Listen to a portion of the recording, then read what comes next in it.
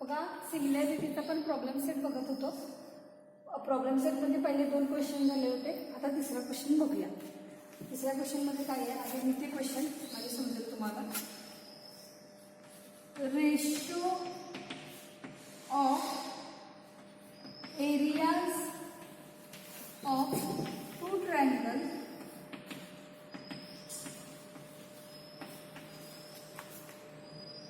with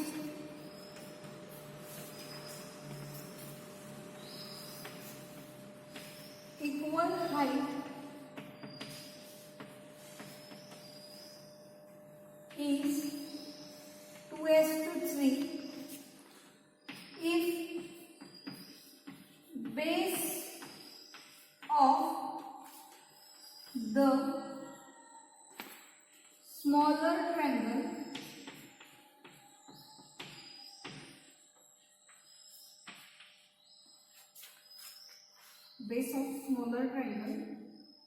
is 6 centimeter, then what is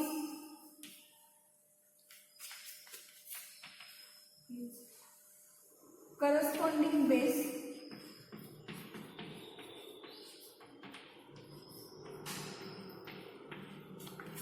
of the bigger triangle.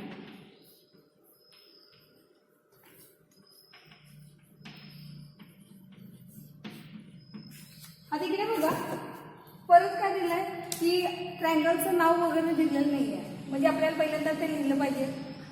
Area of smaller ट्रायंगलला काय म्हणायचं A1, area of bigger ट्रायंगलला काय म्हणायचं A2 म्हणायचं.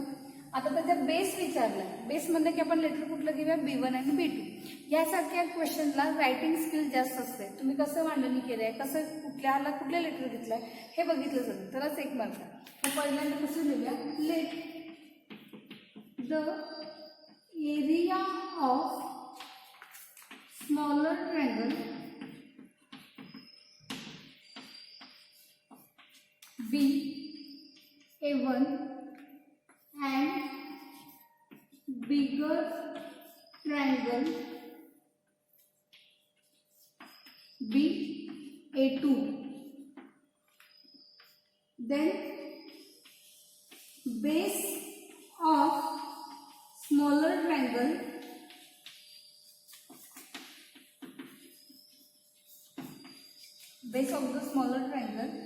B B1 and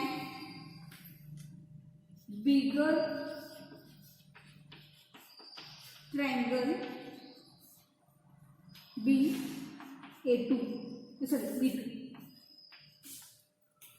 समजलं काय काय सांगितलं होतं. एरियाला आपण काय घेतलं A1 घेतलं, स्मॉलर ट्रायंगलच्या एरियाला A1 घेतलं, बिगर ट्रायंगलच्या एरियाला काय घेतलं A2 घेतलं. बेस ऑफ द स्मॉलर ट्रायंगलला B1 आणि बिगर ट्रायंगलच्या बेसला काय घ्यायचं B2 घ्यायचं. आता आपण लिस्ट पुट डाऊन करूया. The ratios of areas of 2 triangles with equal height. आता हे कसे आहेत ट्रायंगल इक्वल हाईटचे, म्हणजे मी असं लिहिणार A1 upon A2 is equal to B1 upon B2. Equal height triangles, equal height triangles. आता इकडे लक्ष द्या, तुम्ही काय रिझन दिले हे महत्वाचं आहे. ह्या रिझनला मार्क आहेत, त्यामुळे रिझन न विसरता द्यायचं. आपण तर व्हॅल्यू पुट डाऊन करूया. तर ratios of areas of 2 triangle with equal height किती आहे, 2:3. आपल्याला काय करायचं आहे, बिगर ट्रायंगलची काय करायची हाईट सॉरी बेस काढायचा आहे. मग स्मॉलर ट्रायंगलचा बेस किती आहे 6 आहे. तर आपण काय घेतलंय B1 घेतलं, म्हणजे B1 ची काय व्हॅल्यू किती येणार मी 6 आपण काय लिहिलं B2. याचा काय करूया cross multiply. 2 × B2 is equal to 6 × 3. आता इथे लिहिलं B2, हे 2 मल्टिप्लाय या साईडला गेलं काय झाले divide. B2 is equal to 2 1 जा 2, 2 3 जा 6, 3 × 3 केलं 9 सेंटीमीटर. खाली फुल सेंटेन्स मध्ये लिहूया. The base of bigger triangle is 9 centimetre. समजलं काय काय केलं ते? साधं सोपं आहे. एरियाला आपण A1 A2 म्हणलं, स्मॉलर ट्रायंगलच्या एरियाला A1 घेतलं, बिगर ट्रायंगलच्या एरियाला A2 घ्यायचं. बेस दिलाय, स्मॉल ट्रायंगलला त्याचा बेस B1 घेतला आणि बिगर ट्रायंगलला त्याचा बेस B2 घेतला. कसं लिहिलं? A1/A2 is equal to B1/B2. इथं नीट वाचायचं. इथं काय म्हणलंय? इक्वल हाईट म्हणलंय, त्याच्या साईडचा स्क्वेअर करायचा नाही. 2/3 इज इक्वल टू 6/B2. यांचा काय करायचा? क्रॉस मल्टिप्लाय करायचा. 2 into B2 is equal to 6 into 3. हा 2 मल्टिप्लाय या साईडला काय झाला? डिवाइड झाला. 2 1 जा 2, 2 3 जा 6. 3 इंटू 3 केलं. B2ची व्हॅल्यू किती आली? 9 सेंटीमीटर. खाली फुल स्टेटमेंटमध्ये दिलं the base of the bigger triangle is 9 centimetre. ठीक आहे, सोपा क्वेश्चन होता. नेक्स्ट क्वेश्चन बघूया. जवळपास आपण सगळे क्वेश्चन बघायचे.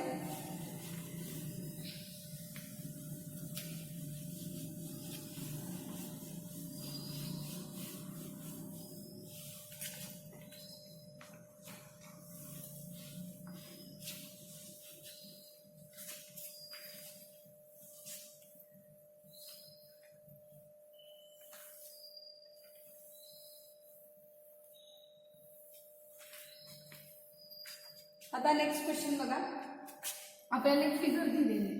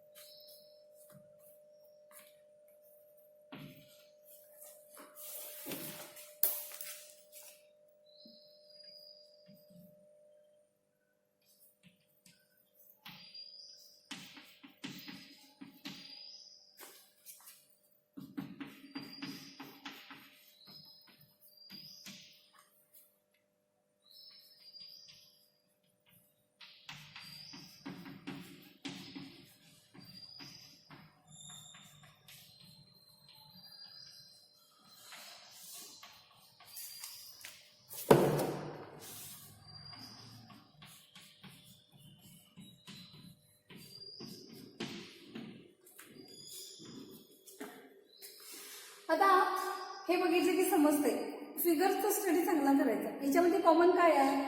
हाईट दिलेली आहे. कॉमन काय आहे? बेस आहे. जे कॉमन असणार आहे दोन्ही ट्रायंगल मधलं ते कॅन्सल करायचं आणि रिझन तेच लिहायचं, इक्वल बेस ट्रायंगल. फिगर बघितली की आपल्याला समजायला आलं पाहिजे. काय सांगितलंय? Triangle ABC and BCD is the 90 degree and AB is 6, DC is equal to 8. Then the find area of triangle ABC upon area of triangle BCD. आता इथं काय मी डायरेक्ट लिहितो area of triangle ABC upon area of triangle BCD is equal to. आता बघा ABC याचा पण base काय दिसतोय? BC दिसतोय. DCB याचा पण बेस काय आहे? BC आहे. मग जो कॉमन आहे त्याला कॅन्सल करायचा. म्हणून यांचे फक्त मी काय लिहिणार? हाईट लिहिणार AB अपॉन BC. रिझन काय लिहिलं? Equal base triangles. ठीक आहे, इज इक्वल टू लिहिलं. AB ची व्हॅल्यू किती आहे? 6. BC ची किती आहे? 8. 2 ने डिवाइड केलं. 2 3 जा 6, 2 4 जा 8. म्हणून area of triangle ABC upon area of triangle BCD is equal to 3/4. 1 मार्क्ससाठी क्वेश्चन इम्पॉर्टंट आहे बोर्डाच्या दृष्टीने. त्यामुळं म्हणजे फायनल आन्सर केल्यानंतर ह्याला असा बॉक्स काढायचा.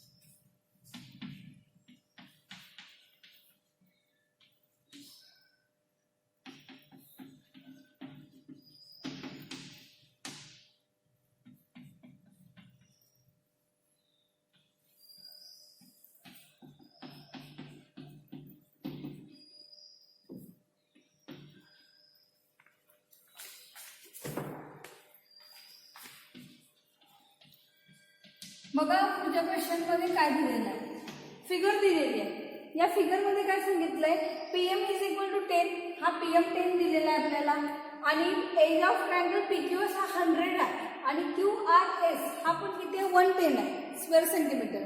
देन फाइंड द NR, आपल्याला काय करायचे ही हाईट काढायची. आता परत मगाच्या सारखंच गणित आहे की ट्रायंगल PQS आणि QRS या दोघांच्यात कॉमन काय आहे, बेस आहे. म्हणजे इक्वल बेसचे काय हे दोन ट्रायंगल आहेत. म्हणजे आपण इथं फक्त काय घ्यायला पाहिजे, त्यांची हाईट घेतली पाहिजे. बघा आपण इथं लिहिलं area of triangle PQS upon area of triangle QRS is equal to, आता इथं मी काय लिहिलं PM अपॉन NR. असं डायरेक्ट का लिहिलं, कारण ह्या दोन्ही ट्रायंगलचा बेस जो आहे तो कॉमन आहे, त्यामुळे तो बेस घ्यायचा नाही. रिझन काय लिहिलं, equal base triangles. PM upon NR, PM ची किंमत किती आहे 10, 10 आहे आणि NR आपल्याला काय सांगितलंय फाइंड आउट करा. इथं PQS हा किती दिलाय 100 दिलाय आणि QRS किती आहे 110 आहे. 0 ला 0 कॅन्सल झाले. आता इथं काय केलं मी 10 into NR, 10 into 11, NR is equal to 10 into 11 upon 10, 10 ला 10 कॅन्सल झाले. NR ची व्हॅल्यू किती आली 11. युनिट आहे याला, इथं काय लिहूया सेंटीमीटर. साधी सोपी गणित होती, पहिली 5 साधी सोपी गणित होती. मी सोपी गणित पण का घेतली, कारण मागचं जरा तुम्ही विसरला असशीला, जरासं सांगितलं की परत तुम्हाला समजतं की हे या पद्धतीनं करायचं. ठीक आहे, म्हणून आपण सगळीच गणितं घेणार आहे, सगळी व्यवस्थित बघा. आता ह्याच्यामध्ये कन्फ्यूज व्हायचं नाही आहे की इक्वल हाईट इक्वल बेस असलं तर त्याच्यामध्ये काय करायचं, जे कॉमन आहे ते कॅन्सल करायचं आणि काय दिलंय गिवनमध्ये ते लिहायचं. त्याच्या साईडचं स्क्वेअर करायचं नाही. जर सिमिलर असा सिम्बॉल आला असेल किंवा शब्द आला असेल तर त्याच्या साईडचा काय करायचा, स्क्वेअर करायचा. बऱ्याच मुलांना प्रॅक्टिस सेट 1.1 आणि 1.4 मध्ये कन्फ्यूज होतोय की त्याच्या साईडचा स्क्वेअर करायचा की कॉमन असलेली साईड कॅन्सल करायची. क्वेश्चन नीट वाचायचं यासाठी.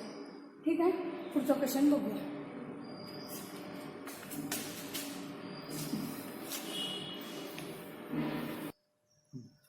आता क्वेश्चन नंबर 6, क्वेश्चन नंबर 5 पर्यंत आपलं सगळी सोपी गणित होते, 1 आणि 2 मार्काची फक्त गणित होती. आता क्वेश्चन नंबर 6 वेगळा क्वेश्चन असणार आहे बघा. आणि ह्या गणिताला काय करा 3 मार्क्ससाठी म्हणा. का 3 मार्क्ससाठी ते तुम्हाला नंतर मी सांगते. 3 मार्क कारण थोडंसं मोठं आहे गणित आणि इम्पॉर्टंट आहे, वेगळ्या पद्धतीचं आहे. तुम्हाला परत एकदा सांगते, प्रॅक्टिस सेट करायची नाही. बऱ्याच मुलांची टेंडन्सी कशी असते, लेसन कंप्लीट झाला म्हणजे त्यांना काय वाटत असते प्रॅक्टिस सेट कंप्लीट झाला. आपल्याला एखादा लेसन कधी कंप्लीट होईल, प्रॅक्टिस सेट सगळी गणितं करायची, सॉल्व एक्झाम्पल करायची आणि प्लस प्रॉब्लेम सेट. बरीचशी मुलं प्रॉब्लेम सेट अवघड आहे म्हणून बघतच नाहीत. अवघड काय नाही आहे, फक्त जरासं वेगळ्या पद्धतीने क्वेश्चन विचारलेले असतात आणि हेच क्वेश्चन बोर्डाला आवडतात. म्हणून बोर्ड सुद्धा काय करत आहे, प्रॉब्लेम सेटमध्येच आपल्याला एखाद दुसरे शेवटचे प्रश्न असतात की नाही ते यातलेच असणार आहे. एवढं करा म्हणजे तुम्हाला मॅथ्समध्ये कधी कमी मार्क पडणार नाही. ठीक आहे, आता इथं काय सांगितलंय, MNT triangle MNT similar triangle QRS. Length of the altitude drawn from the point S is the 9. Find the ratio of area of triangle MNT and QRS. माझा थोडासा क्वेश्चन लिहायचं राहिलाय, एकच मिनिट थांबा. Triangle MNT and QRS length of the altitude from the point S is 9. अजून एक इथे सांगाय अँड the length of तिथं 5 पाहिजे नंतर T पाहिजे and length of altitude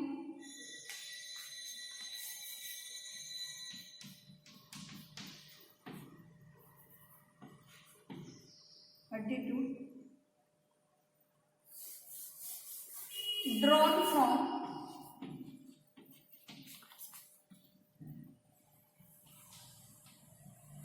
from point S is 9. Find area of triangle MNT upon area of triangle QRS. Sorry मला थोडंसं क्वेश्चन लिहायचं चुकलेलं, थोडंसं मी काढलेलं होतं. आता इथं काय काय सांगितलेलं आहे बघा. MLT अँड QRS हे सिमिलर आहे. अल्टिट्यूड काय करायचं आहे आपल्याला ड्रॉन करायचे. मग अल्टिट्यूड म्हणजे काय असणार आहे, त्याची हाईट आपल्याला काय करायची आहे, ड्रॉन करायची आहे. मग इथं दोन काय करूया आपण, ट्रायंगल करू. ट्रायंगलचं नाव कुठलं दिलंय, MLT अँड QRS असं दिलेलं आहे. ते कसे आहेत, सिमिलर आहे. आणि आपल्याला इथं लेंथ ऑफ अल्टिट्यूड दिली आहे, म्हणजे साईज दिले आहेत का, नाही. इथं जर साईज दिली असत्या तर त्याचं स्क्वेअर केलं असतं. का स्क्वेअर केलं असतं, कारण इथं काय आहे, सिमिलर आहे. सिमिलर ज्या वेळेला येईल त्यावेळेला काय करायचं, साईडचा स्क्वेअर करायचा. मागच्या गणितांमध्ये बघितलं तर काय होतं की इक्वल हाईट होती, इक्वल बेस होता, ह्या पद्धतीचं होतं. पण आता इथं सिमिलर आहे. पहिल्यांदा आपण काय करूया, फिगर ड्रॉ करूया. फिगर ड्रॉ केली की आपल्याला बरंचसं समजतं. क्वेश्चन समजला. आता आपण फिगर ड्रॉ करतो बघा. इथं दोन ट्रायंगल काढूया, त्याच्यामध्ये अल्टिट्यूड ड्रॉ केली पाहिजे. आता ही अल्टिट्यूड काय सांगितलंय, the triangle MLT similar triangle QRS, length of the altitude drawn from the point T. म्हणजे इथं पॉइंट कुठला असायला पाहिजे, T असायला पाहिजे. इथं काय नाव द्यायचं, मी M नाव दिलं, इथं काय दिलं, N दिलं, म्हणजे MNT. यातून एक अल्टिट्यूड ड्रॉन करा असं म्हणलेलं आहे. आणि ह्या अल्टिट्यूडची लेंथ किती दिली, त्यांनी 5 दिली. युनिट नाही आहे. आता इथं आहे म्हणून आपण इथं अजून एक नाव काय देऊया, S नाव देऊया. ठीक आहे, समजलं इथंपर्यंत. आता अजून एक ट्रायंगल आहे, त्या ट्रायंगलचं नाव काय, QRS. पण अल्टिट्यूड ड्रॉन कुठल्यामधून करायचे, S मधून करायचे. म्हणजे QRS. मी इथून काय केली, एक परपेंडिक्युलर काय करायचं, आपल्याला अल्टिट्यूड ड्रॉन करायचं आहे. आणि याची हाईट आपल्याला किती दिली आहे त्यांनी, 9. आणि इथं आपण नाव देऊया P. ठीक आहे, फिगर समजली असेल. आता मी काय सांगायला लागले, लक्ष द्या. दोन ट्रायंगल सिमिलर दिले, पण आपल्याला साईड दिलेत का, नाही. साईड म्हणजे MT नाही आहे, MN नाही दिला, TN नाही दिला. आपल्याला काय दिले, अल्टिट्यूड दिले. म्हणजे आपल्याला पहिल्यांदा हे दोन ट्रायंगल, हे जो छोटे दोन ट्रायंगल आहेत, राईट अँगल ट्रायंगल, ते आपल्याला सिमिलर दाखवायला पाहिजे. कसं लिहिते बघा, triangle MLT similar triangle QRS. हे आपल्याला कशामध्ये दिले, गिवन मध्ये दिले. म्हणून मी काय लिहिलं, angle M is a congruent angle Q. ह्याला इक्वेशन काय दिलं, 1. दोन ट्रायंगल काय आहेत, सिमिलर आहेत. सिमिलर आहेत म्हणजे त्याचा अर्थ काय झाला असणार आहे की त्याचे अँगल पण काय असणार आहेत, सारखे असणार आहेत. सिमिलर आहेत म्हणजे त्याचे अँगल कॉन्ग्रुएंट येणार, साइड्स कॉन्ग्रुएंट येणार. ठीक आहे, मग आता ह्याचं आपण काय करूया, करस्पॉन्डिंग साइड्स लिहूया. काय काय लिहायचं, MN अपॉन QR. हे आपल्याला लागणार आहे, यासाठी लिहायचं is equal to NT upon RS is equal to MT upon QS.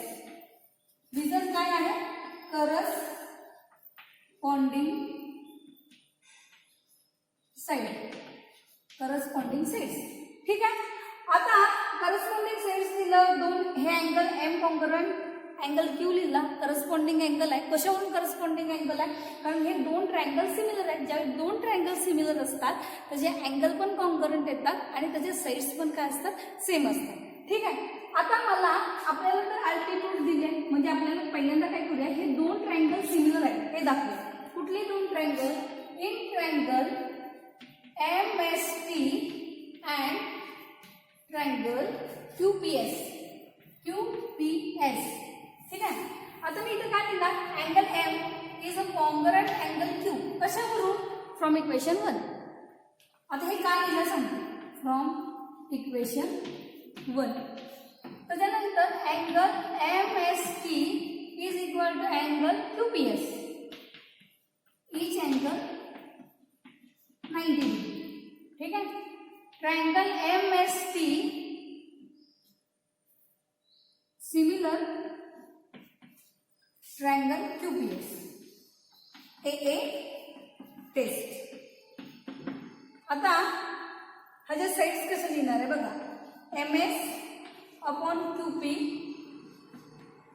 S T upon P S is equal to पुढची साईड कुठली आहे M T upon Q S. Reason काय करस्पॉन्डिंग साईड. ठीक आहे. आता मी हे तुम्ही म्हणते मॅडम हे मध्ये तिथलं कुठलं मध्ये आणलंय. आपल्याला अल्टिट्यूड दिलेला आहे. अल्टिट्यूड म्हणून आपल्याला दुसरी साईड बघायची आहे. मग आता पहिला आपल्याला जे दिलेला आहे हा रेशो आपल्याला फाइंड आउट करायला सांगितलाय. त्या रेशो मध्ये जाऊया. काय नाव आहे त्याचं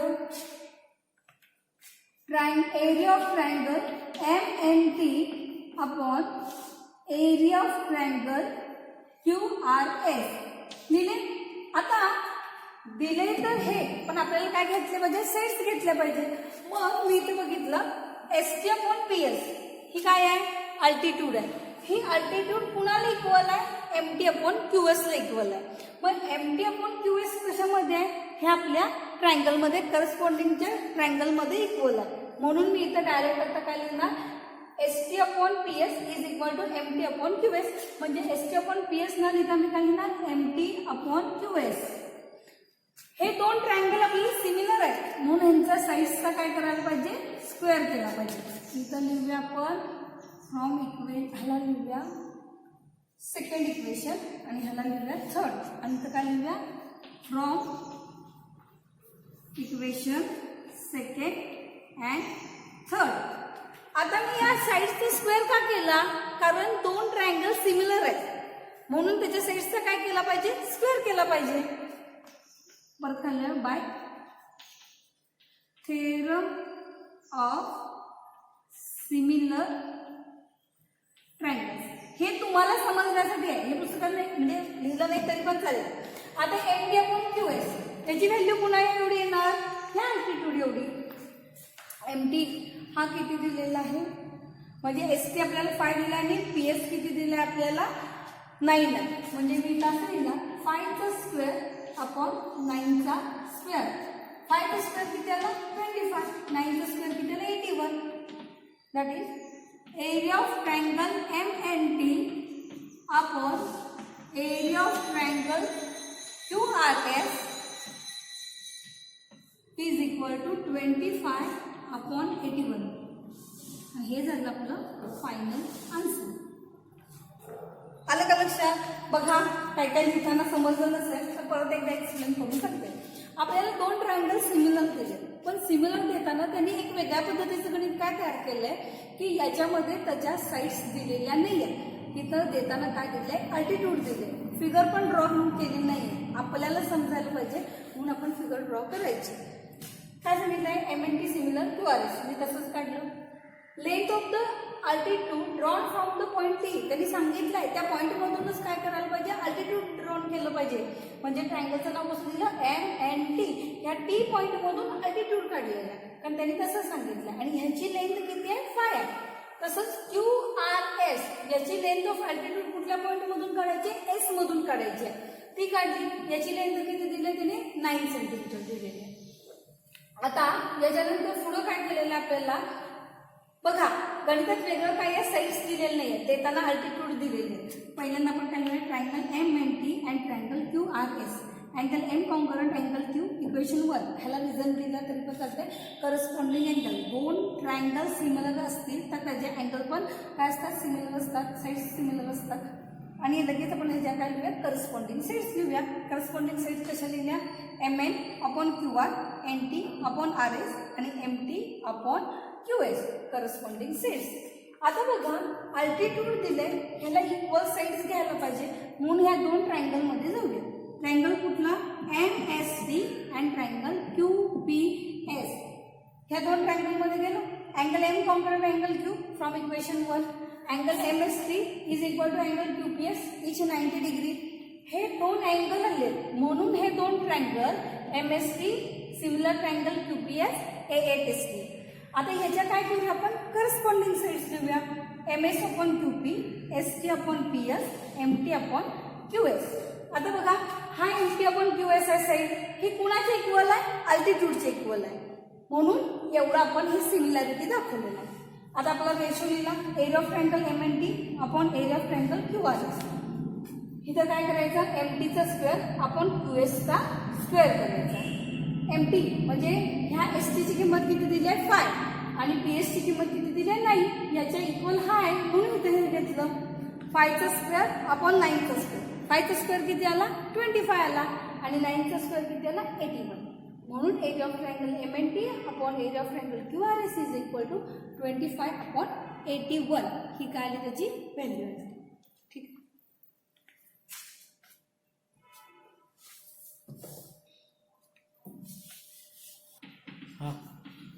आता बघा क्वेश्चन नंबर 7 मध्ये अशी फिगर दिलेली आहे. क्वेश्चन काय आहे, in figure A', B', C and B', E', C.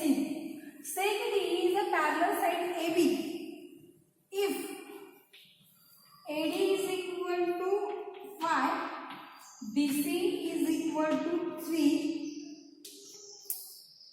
BC is equal to 6, BC is equal to 6.4.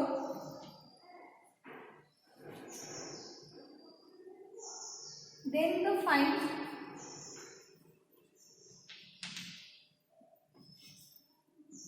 BE. आपल्याला BE फाइंड आउट करायचं. आता काय काय दिलंय क्वेश्चन मध्ये, अशी फिगर दिली. फिगर दिली आहे, तिथं काय सांगितलंय, DE पॅरलल काय आहे BA किंवा AB म्हणा. बघा ज्या ट्रायंगल मध्ये एक लाईन दुसऱ्या साईडला पॅरलल असते तिथं काय येणार, बीपीटी. कायम लक्षात ठेवायचं, बीपीटी म्हणजे काय, बेसिक प्रोपोर्शनॅलिटी थेरम. ही बीपीटी येणार की जी आपण प्रॅक्टिस सेट 1.2 स्टार्ट करायच्या आधी बघितलेलं होतं. मी तुम्हाला त्यावेळी पण म्हणलं होतं की बोर्डाच्या दृष्टीनं ही थेरम खूप महत्वाची आहे. म्हणजे ज्या प्रत्येकाला दरवर्षी 10वीला सिमिलरिटी हे प्रकरण असणार आहे आणि बीपीटी हे थेरम नाही असं कधी होतच नाही, कारण त्याशिवाय ट्रायंगल काही समजणारच नाही.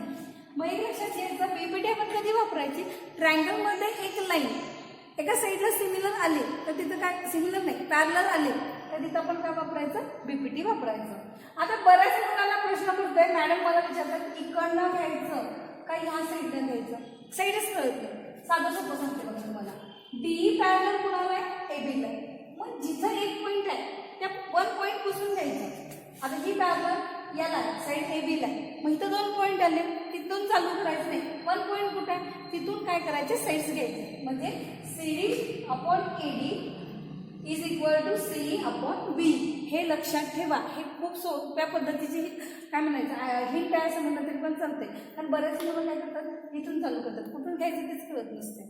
आता तुम्हाला तुमचं वेळ कसं बघणारच नाही ज्यावेळेला तुम्ही पॅरलल आहे असं सांगितलं नाही तर, कारण बीपीटी थेरम कशावरती बेस आहे की ट्रायंगलमध्ये एक लाईन एका साईडला काय असायला पाहिजे, पॅरलल असायला पाहिजे. त्यामुळे हे स्टेटमेंट पहिल्यांदा लिहिलं पाहिजे. आपण लिहूया, in triangle ABC sec DE is a parallel side AB. ठीक आहे. आता 1 पॉईंट कुठे आहे, इथं आहे, इथून चालू करूया. CD upon AD is equal to CE upon BE. इथं काय लिहिते मी, BPT. प्रत्येक वेळेला मोठं लिहायला पाहिजे असं नाही, बेसिक प्रोपोर्शनॅलिटी थेरम. झालं, साधं सोपं आहे. आता ह्या विषयात वेगळं काय आहे की एक्सची व्हॅल्यू मध्ये दिलेलं आहे. बघा इथं आपण ह्या साईड्स दिल्या, आता त्याची व्हॅल्यू पुट डाऊन करूया. सीडीची व्हॅल्यू 3 आहे, एडीची व्हॅल्यू किती आहे 5 आहे. सीई हा किती दिला आपल्याला 6.4 आणि मायनस काय केलाय, एक्स दिलाय. इथं गिवन मध्ये दिलेलं नाही आहे पण फिगर मध्ये दिलाय, त्यामुळे काय करत बसायचं नाही. सीईची व्हॅल्यू कसं कळालं, म्हणजे आता इथं त्यांनी काय केलंय, क्वेश्चन मध्ये बीसी दिलाय आणि त्याचबरोबर बीई आपल्याला फाइंड आउट करायला म्हणून सांगितलं, पण फिगर मध्ये काय दिले, सीईची व्हॅल्यू दिली, त्यामुळे ते काय करत बसायचं नाही. आणि इथं बीची व्हॅल्यू काय आली, एक्स. आता आपण इथं काय करूया, cross multiply. 3 into x is equal to 5 in bracket 6.4 minus x. आता बघा 3 into x 3x आले इज इक्वल टू 64 इंटू काय करायचं, 5 करायचं. 5 4 जार 20 कॅरी ऑन 2 6 5 जार 30 30 प्लस 2 32 आणि नंतर सगळ्यात शेवटी पॉईंट द्यायचं. म्हणजे इथं किती आले 32 मायनस काय करायचं 5x. आता हे मायनस 5x आहे, मी त्याची साईड बदलते. 3x plus 5x is equal to इथे किती दिलं मी 32. पॉईंट का दिला नाही, कारण इथं 3 to 0 सेट होतो. 0.1 डेसिमल नंतर हे नाही दिलं तरी पण चालतं. 5x आणि 3x is 8x is equal to 32. x is equal to 32 divided by 8. 8 1 जा 8, 8 3 जा 32. नाही सॉरी 8 4 जा 32. आता इथे युनिट दिले का नाही, म्हणून परत लिहिणार b is equal to 4 unit. अशा पद्धतीने या आधीच्या प्रॅक्टिस सेट 1.2 मध्ये बघितला तर आपल्याला x ची व्हॅल्यू करा असा एखाद दुसरा गणित असेल. अशा पद्धतीने प्रॉब्लेम सेट मध्ये जरा वेगळ्या पद्धतीने विचारले. ठीक आहे, हा क्वेश्चन संपलेला आहे. पुढचा क्वेश्चन बघू. आता क्वेश्चन नंबर 8 हा इम्पॉर्टंट क्वेश्चन आहे, 4 मार्काचा क्वेश्चन आहे, मोठा आहे. त्यामुळे बघा क्वेश्चन मध्ये काय दिले ते आपल्याला. In figure seg PA, seg QB, seg RC, seg SD are perpendicular line AD. कुठले कुठले सांगितले इथं, PA, QB, RC आणि SD हे कुणाला परपेंडिक्युलर आहे, लाईन AD ला परपेंडिक्युलर आहे. म्हणजे हे तर सगळं त्यांचा अँगल किती झाला आहे, 90 डिग्रीचा झालेला आहे.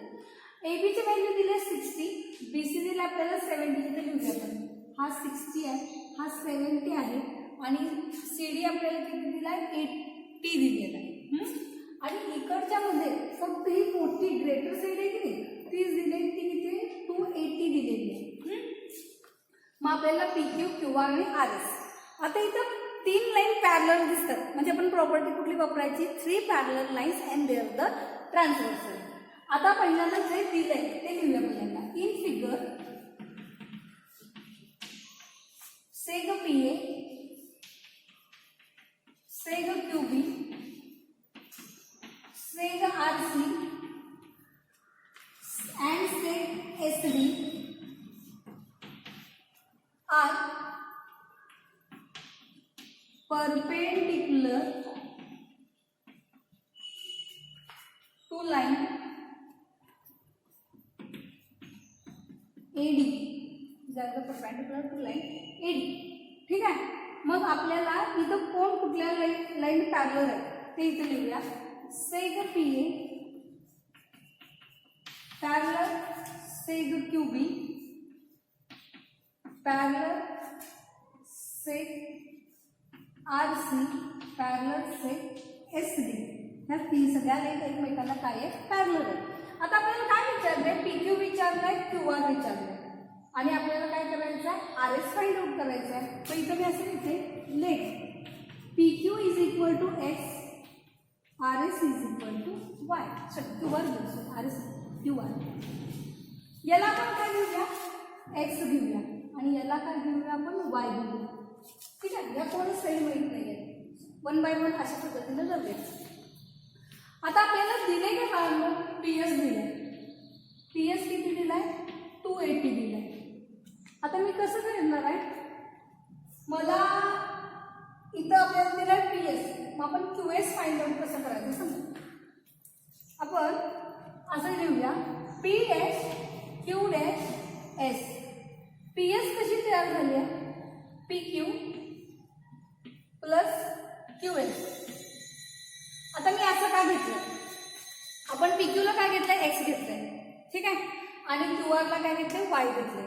आपल्याला X ची पण व्हॅल्यू माहित नाही, मग Y ची पण व्हॅल्यू माहित नाही. ते घेताना कसे घेतले, 3 पॉईंट्स घेतले. कसे, P dash Q dash S. हा पॉईंट मी काय केला, कॅन्सल केलेला आहे. म्हणजे मला PQ माहित आहे, QS फाइंड आउट करायचं. कसं फाइंड आउट करायचं बघा. PS ची व्हॅल्यू किती आहे, 280 आहे. PQ ला आपण लेटर काय घेतलाय, X प्लस QS. हा प्लस एक्स इकडे गेल्यावर काय झाला, मायनस एक्स झाला, इज इक्वल टू QS. म्हणजे QS ची व्हॅल्यू काय आली, 280 मायनस एक्स. चला, हे सगळ्यात महत्वाचं. आता आपण काय करूया, PA parallel QB parallel SD ही लाईन कॅन्सल करायची आहे, कारण इथं Y आहे आणि आपल्याला Y ची व्हॅल्यू माहित नाही. म्हणून मी कसं घेतलं, seg PA parallel seg QB parallel seg SD. आता सेट्स कसे लिहायचे बघा, मी मधली ही लाईन कॅन्सल केली आहे. आपण पाहिजे तर इथे थोडा वेळ पुसून टाकूया. आणि नंतर मी परत काढते. मी असं द्यायचे मग एक लाईन पुसून टाकली. 3 parallel lines and their the transversal ही प्रॉपर्टी वापरणार आहे. म्हणजे PQ upon QS AB upon BD म्हणजे आपल्याला PQ पण मिळेल आणि QS पण मिळेल. एवढं साधं गणित मोठं आहे म्हणून घाबरून जायचं नाही. सिस्टमॅटिक म्हणजे पद्धतशीर बघायचं की आता ह्या 2 साईड्स आपल्याला काढायचे. मी मधलं म्हणून पुसून टाकले म्हणून असं लिहिलं मी PQ upon QS is equal to AB upon BD. आता इथं काय लिहायचं बाजूला 3 parallel line and their transversal. 3 parallel lines and their transversal. आता व्हॅल्यू पुट डाऊन करूया.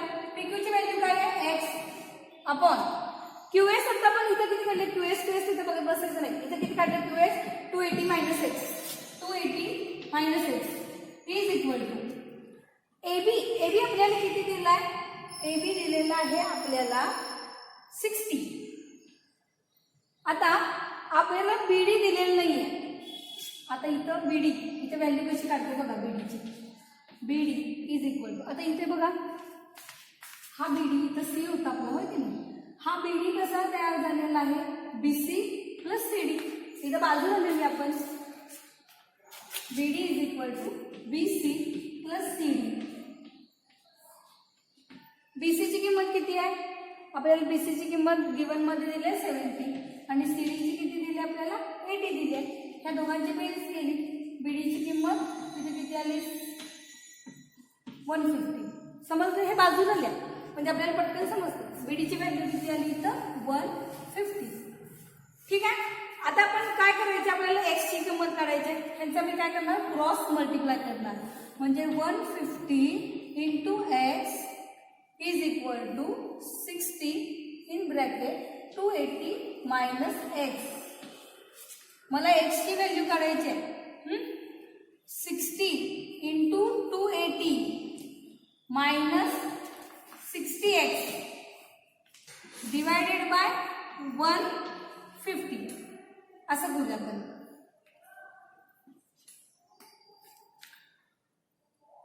आता याच्यानंतर सॉरी माझं काहीतरी चुकलेलं आहे थांबा. हे बघा इथं आपण आधी ह्या पद्धतीने करू 150 इंटू एक्स 150 एक्स लिहिलं इज इक्वल टू. आता मल्टिप्लाय करायचं आपल्याला 60 ने या दोन्ही व्हॅल्यूला मल्टिप्लाय करायचं. इथं 0 इथं 0 आणि 28 इंटू काय करायचं आपल्याला 6 6 जार 48 कॅरी ऑन 4 6 2 जार 12 12 प्लस 4 इथं किती झालं 16 म्हणजे 168. ठीक आहे. मायनस 16x मायनस 60x लिहिलं. आता 150x हा मायनस 60x आहे. इकडे गेल्यावर काय झाला प्लस 60x झाला इज इक्वल टू 168 0 आता ह्या दोघांचे हे मायनस होते इकडे गेल्यावर काय झाले प्लस झाले म्हणजे इथं काय झाले 0 5 5 10 आणि 11 कॅरी ऑन 1 2 10x. इथं आपण काय करणार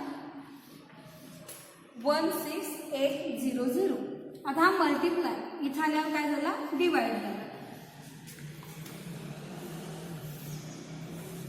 210 या 0 ला 0 गेले.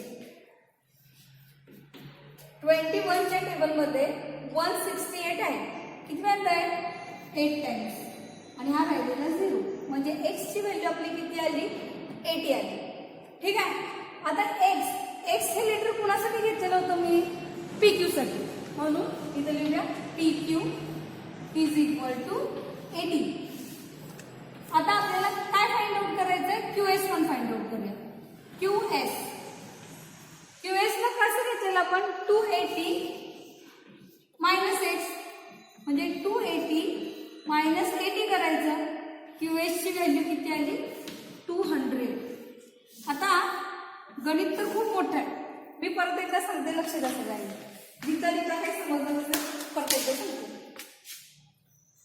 आपण इथं परत फिगर ड्रॉ करू. इथं R नाव देते आणि इथं S. आपल्याला असे फिगर दिले मला AB ची व्हॅल्यू दिली आहे.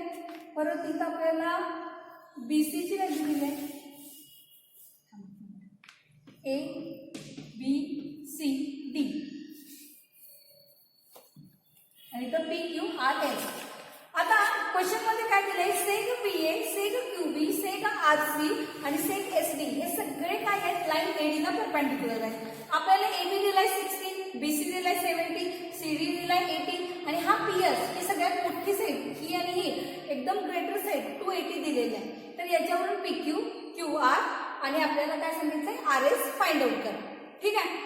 मग आता याच्यामध्ये काय केलं, जे दिले ते मी परत लिहिलं, seg PA, seg QB, seg RC, seg SD are perpendicular to the line AD आणि ह्या लाईन्स एकमेकांना काय आहेत, पॅरलल आहेत.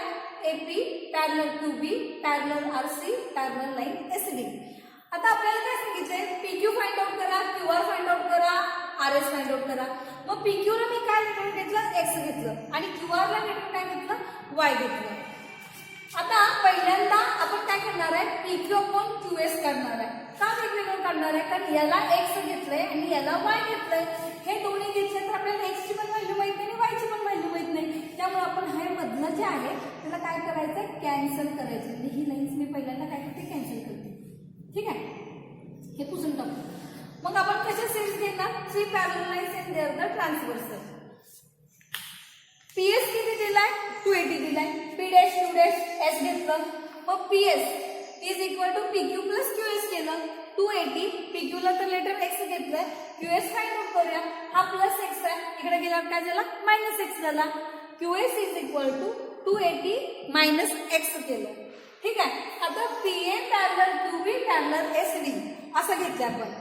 म्हणजे याच्या साईज कशा घेतल्या, PQ अपॉन QS आणि AB अपॉन BD घेतलं. 3 parallel lines and their the transversal. आता याच्यानंतर याच्या व्हॅल्यू पुट डाऊन करूया. X अपॉन PQ ची किंमत किती होती, X आणि QS आता आपण इथं काढलं किती, 280 minus X is equal to AB किती दिलाय आपल्याला, 60. आता हा BD आपल्याला घ्यायचा आहे. मग मी कसं घेतलं, BC प्लस CD केलं. इथं बाजूला घ्या म्हणजे पटकन समजते आपल्याला. BC plus CD 70 plus 80, BD ची व्हॅल्यू किती आली, 150 आली. ती इथं लिहिली, X अपॉन 280 minus X is equal to 60 upon 150. ह्याचं काय करायचं, cross multiply. 150 into X is equal to 60 in bracket 280 minus X केलं. 150 इंटू X 150X, 60 ने या दोघांचा मल्टिप्लाय केला तर किती आला, 16800 मायनस 60X. हा मायनस 60 इकडे गेल्यावर काय झालं, प्लस झाला. 150 प्लस 60 किती झालं, 210X झालं. आणि इथं किती आहे, 16800. आता हा मल्टिप्लाय 210, हा इकडे आल्यावर काय झाला, डिवाइड. या 0 ला 0 कॅन्सल करायचा. 21 च्या टेबलमध्ये 168 आहे. किती टाइम लाय, 8 ला. X इज इक्वल टू म्हणजे लिहिलं 8 आणि हा राहिलेला 0 त्याच्याजवळ दिला. X आपण कुणाला घेतलाय, PQ ला घेतलाय. म्हणजे PQ ची व्हॅल्यू किती आली, 80 आली. आता याच्यावरून QS फाइंड आउट करूया. QS किती आला आपला, 280 मायनस X केलं, 280 मायनस 80 केलं म्हणजे किती आलं, 200 आलं. इथं पण समजलंय. ठीक आहे. आता याच्यात पुढचं बघूया. मला बोर्ड रफ करायला पाहिजे.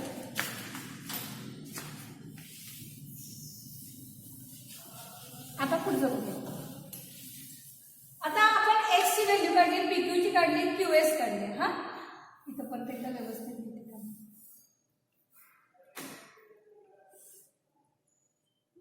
A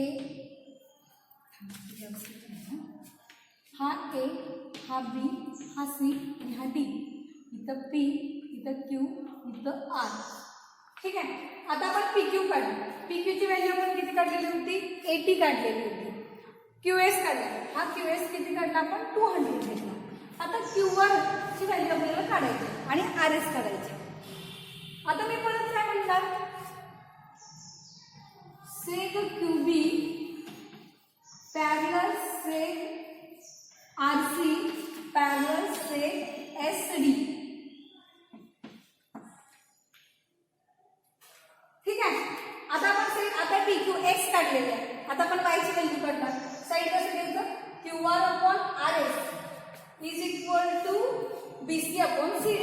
पण RS आपल्याला दिलाय का, नाही दिला. म्हणजे RS ची व्हॅल्यू काढायला पाहिजे. मग आता पहिल्यांदा हे लिहिलेलं आहे, पण आपण पहिल्यांदा काय करूया, असं लिहिते. मग असं लिहिते Q dash R dash S लिहिते. Q S is equal to Q S कशी तयार झाले क्यू आर प्लस इथं काय लिहिणार मी आर एस. आता आपण क्यू एस काढलेले क्यू एस आता आपण किती काढली 200. क्यू आर ची व्हॅल्यू किती आहे वाय. आर एस आपल्याला माहित नाही आहे ते घ्यायचं आहे. हा प्लस वाय इकडे लिहिला तर त्याला minus 200 minus y is equal to R S. ठीक आहे. आता बघूया पुढे काय. आता त्याचं सहित घेऊया. कसं घ्यायचं बघा Q R upon R S is equal to B C upon C D. कशावरून केलं मी पहिल्यांदा लाईन्स काढून दाखवलं. 3 पॅरलल लाईन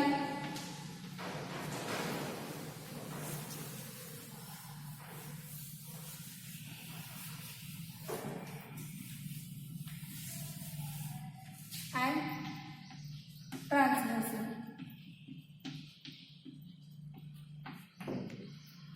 बघा क्यू आर ची व्हॅल्यू किती वाय. आता आर एस आपण किती काढलं 200 minus y is equal to BC. आपल्याला बीसी किती दिलाय 70 आणि सीडी किती आहे 80 आहे. परत बघायचे सगळं क्रॉस मल्टिप्लाय करा 80 into Y 70 in bracket 200 minus Y. बघा 80 वाय आले इथं. इथं किती झिरो आहेत ते दिलं 1 2 3 1 2 3 7 2 14 आणि इथं काय केलं मी मायनस 70 वाय केलं. आता इथं मायनस 70 वाय आहे. या साईडला आल्यावर काय झाले प्लस झाले 80 y plus 70 y is equal to 14000. आता या दोघांची ॲडिशन केली तर इथे किती आलं 150 वाय आलं इज इक्वल टू 1400 अँड 0. ठीक आहे. आता वाय इज इक्वल टू 1400 आणि अजून एक 0 अपॉन 150. या 0 ला 0 कॅन्सल करायचे. आता 15 न कुणाला डिवाइड करायचं आहे 1400. इथं आपण बाजूला करतो 1400 डिवायडेड बाय 15. 15 9 जा 135. इथं 5 आले आणि हा 0. 15 3 जा 45. परत 5 राहतात. पॉईंट घेतलं तर 0. परत 15 3 जा असं काहीतरी येते. वायची व्हॅल्यू पॉईंटमध्ये येणार 93.3. बघूया पुढे काय काय होतं. जर आपण 15 ने डिवाइड केलं तर 93.3 येत होतं. आपल्याला पॉईंटमध्ये आन्सर नको आहे. आपण काय करूया फ्रॅक्शनमध्ये करू. फ्रॅक्शनमध्ये कसं करूया या दोघांना मी काय करते 5 ने डिवाइड करते. कारण का युनिट प्लेसला 5 आणि 0 असेल तर 5 ने काय होतं डिवाइड होतंय. म्हणजे याला जर 5 ने डिवाइड केलं 1400 डिवायडेड बाय 5. 5 2 जा 10. परत इथं राहिले 40 5 8 जा 40 आणि हा 0 म्हणजे 280 आणि ह्याला पण 5 ने डिवाइड केलं तर 5 3 जा 15. समजलं. आता इथं किती आहे वायची व्हॅल्यू किती आली 280/3 आली. आता वाय आपण कुणाला घेतलं होतं क्यू आर. क्यू आरची व्हॅल्यू किती आली 280/3 आली. आता आपल्याला काय फाइंड आउट करायचं आहे आर एस फाइंड आउट करायचं आहे. आर एस कसा तयार झाला आहे. आर एस ची व्हॅल्यू आपण इथं कशी घेतलेली ती 200 मायनस वाय. वाय म्हणजे काय क्यू आर 200 मायनस 280/3. आता बघा इकडे एक नंबर आहे आणि इथं काय फ्रॅक्शन आलं. म्हणजे काय करायचं क्रॉस मल्टिप्लाय करायचा. मग परत इज इक्वल टू लिहिलं 200 इंटू 3 केलं म्हणजे 600 मायनस काय करायचं आपल्याला 280/3. आर एस काढणार ना आपण. आता 600 मधून आपल्याला 280 काय करायचे मायनस करायचे. इथं आलं 0 इथं आले 5 इथं आले 10 10 मायनस 8 इथं किती आले 2 आणि 5 मधून 2 गेले 3 राहिले. 320 डिवायडेड बाय 3 ही व्हॅल्यू कुणाची आली आर एसची आलेली आहे. गाणो इथून पुढे मी परत एकदा सांगते, लक्ष द्या. आपण एक्सची व्हॅल्यू सांगितली पण मग अशी एक्सप्लेन केले. आता वायचं सांगते. आपण इथं काय घेणार आहे, Q R upon R S BC upon C D. पण या क्यू आरला मी काय घेतले, वाय घेतले, म्हणजे आर एस पण फाइंड आउट करायला पाहिजे म्हणून असं घेतलं Q dash R dash S. Q एसची व्हॅल्यू मग अशी किती काढलेली होती, 200 काढलेली होती. 200 इज इक्वल टू क्यू आरला आपण काय घेतलं, वाय प्लस काय घ्यायचं, आर एस. हा प्लस वाय इकडे गेल्यावर काय झालं, मायनस झाला. 200 minus y is equal to R S. आता आपण सेट्स देऊया. Q R upon R S is equal to BC upon C D. 3 parallel lines and they are the transversal. Y upon 200 minus y is equal to 70 upon 80. त्यांचं काय करायचं, cross multiply करायचं.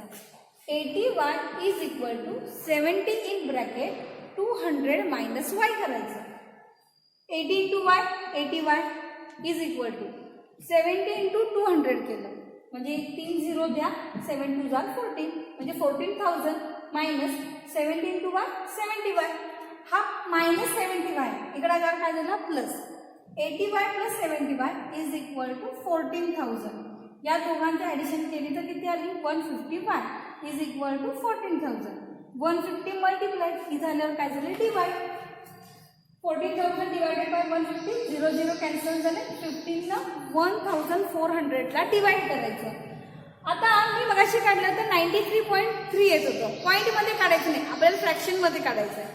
मग फ्रॅक्शनमध्ये कसं केलं, या दोघांना फाईन डिवाइड केलं. लक्षात राहत नसेल तर बाजूला लिहा, डिवायडेड बाय 5. फाईन डिवाइड केल्यानंतर किती आलं, y is equal to 280 upon 3 आलं. क्यू आरची व्हॅल्यू किती आली आपली, 280 अपॉन 3. क्यू आर का, कारण वायला आपण क्यू आर घेतलेलं होतं. आता आपल्याला आर एस काढायचं आहे. 200 मायनस वाय, 200 मायनस 280 अपॉन 3. यांचं काय करायचं, क्रॉस मल्टिप्लाय, कारण हा फ्रॅक्शन मध्ये 200 इंटू 3 केलं म्हणजे इथे किती आलं, 600 मायनस 280 अपॉन 3. 600 मधून 280 गेले, किती राहिले, 320 अपॉन 3. ठीक आहे, इथं पण समज असेल. IMP करा या क्वेश्चनला, इम्पॉर्टंट आहे, 4 मार्क्सला येणार.